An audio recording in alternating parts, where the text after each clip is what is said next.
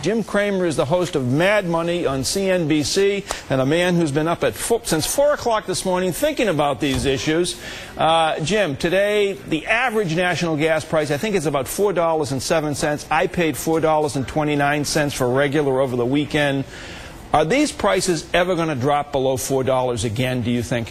I don't expect them to. I think that our price of oil is not in our control. It's in the control of countries that are doubling their use of oil, basically China and India. We play a small role, and we are not going to be able to bring it down even with conservation. They had a one-day phony baloney meeting in Saudi Arabia over the weekend, you know, to supposedly pacify us. We've had the President of the United States, the Vice President of the United States make repeated trips to the Middle East, begging the Saudis to up their production.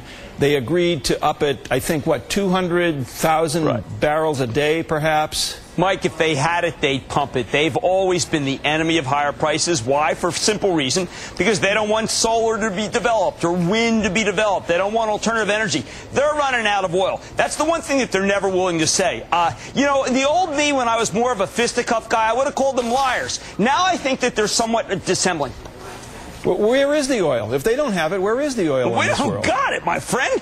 Look, if we had it, China would take it. China will pay $200 for oil. They need oil more than any other country on earth. We are a sideshow to the oil issue, even as we pump and pay $4.25, $5. It doesn't matter. The Chinese are going to take it all.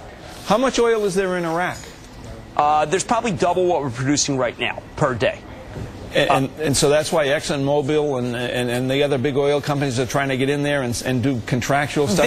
Yeah, well, those companies are so busy being expropriated by people whom I regard as being basic communists, although I think that they probably they're like leftists, that I think if you're Exxon, you're looking for a stable place, and I know this is going to sound a little erratic, but Iraq is more stable than a lot of the countries that Exxon's drilling in. Can you tell me, I mean, there's been a lot of talk, a lot of things written about speculation. Tell me what speculators are when they buy oil. Tell me how that works. We've been focused on this on Mad Money for weeks now. Speculators buy something and hope to sell it higher. That's pretty much what a speculator does. I regard the people who are buying oil as geniuses. They're not speculating. They hit upon the right commodity, and they made the right bet, which is that we're running out of oil. If they were real, if these guys were really powerful, well, where would they put all the oil that they're speculating in? Do they have like some sort of Area 57 where they bury it in the ground? These guys are maybe worth $2, $3 to the price of oil. The weak dollar's worth $2, $3. You eliminate both. Let's say you shoot. You literally shoot all the speculators. Oil chased to 131. Who are they? Who are the speculators? Are they individuals? Are they companies? There are guys who used to do what I do, hedge fund. I used to speculate all the time. I was a pretty good speculator. And there are also institutions that do what's known as indexing. They're not really speculators. They're saying, listen, we want to put some money in real estate, some money in commodities, some money in stocks. Big pension funds are doing it. But again, it's such an easy target. We hate to talk about the communist Chinese using oil. I shouldn't call them that. I know they're our friends. But we hate to talk about the Chinese using all our oil in India, but that's who's doing it, and they're not speculating. They're trying to rebuild cities at 12 million over there. The Chinese own most of the African production. They need oil, and they're willing to pay for it. They're willing to outbid us. They're bigger than the speculators. They're bigger than the indexers, and they would pay up to $150 for oil tomorrow. So do you think the speculators have added to the cost of oil per barrel, or no? Oil's $137 today. I think the speculators might have added a couple bucks. Not more than that. You just reminded me. On March 19th, 2003, the day the Iraq War began, oil was $29.88 per barrel, and as you just indicated, is $137.26 today. How much did the war have to do with this? The war took out a couple, well, you could argue we don't really know what Iraq was pumping. We need 2 million more barrels per day. It is somewhat ironic that Iraq was producing 2 million more barrels than they are right now. At various points, we heard at one point they were doing 4 million. Sometimes we heard they were doing 2 million. But that's the spare capacity we need to be brought on. That would bring prices down. We do need oil, if we had it and someone were pumping it, would bring it down. But right now, every spare drop is being used. It would be unbelievably bullish for people who need oil if Iraq were to come back to its old production.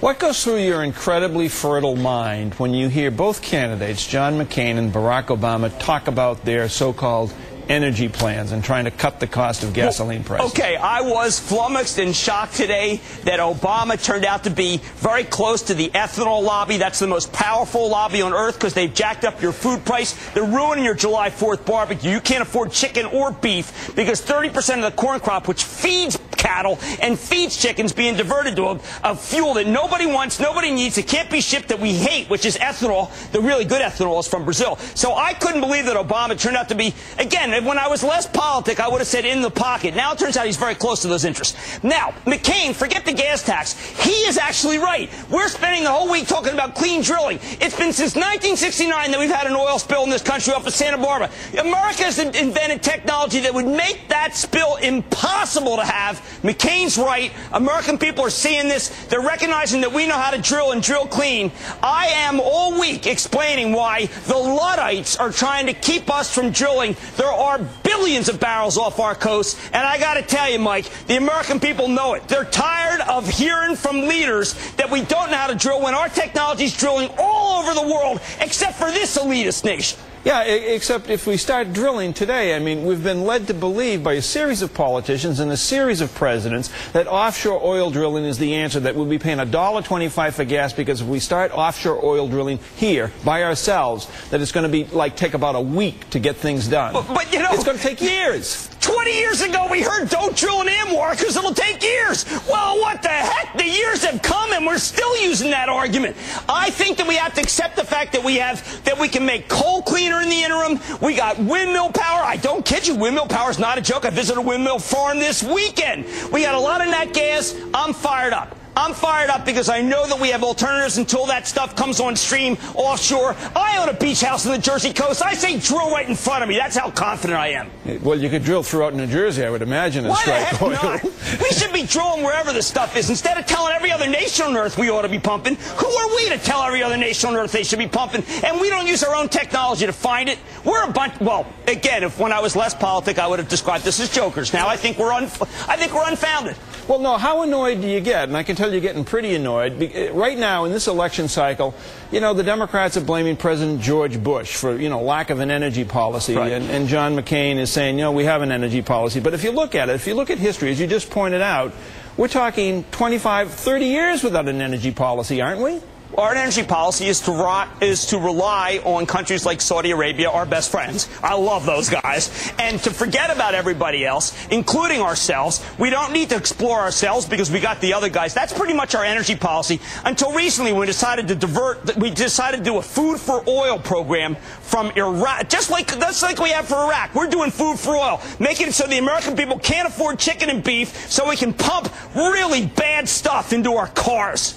Hey, Jimmy, before I let you go, I don't want to invade your privacy, but is your life so lame that you spent the weekend at a windmill something? Well, I also visited the Marcellus Shale. I did natural gas, too.